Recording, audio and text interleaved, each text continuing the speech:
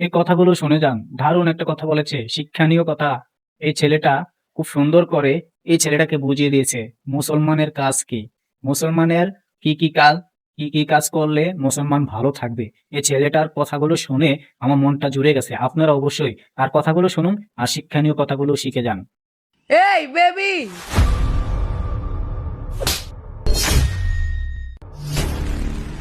কিরে তুই আমার খাবার দিলি কে?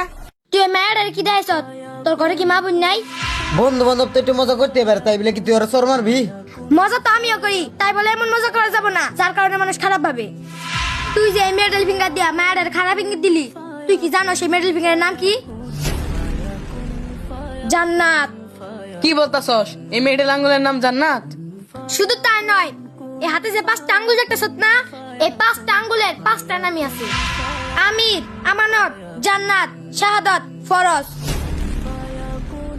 এই 5টা আঙ্গুলের নাম অনেকেই জানে না। এই যে আঙ্গুলটার কত সুন্দর নাম, জান্নাত। আর এই আঙ্গুলটা দিয়ে মানুষ কত খারাপ ইঙ্গিত দেয়। সি, মুসলমানের সৌন্দর্য শক্তিতে না, নারীর প্রতি সম্মান দেখানোর মধ্যেই তার আসল পরিচয়।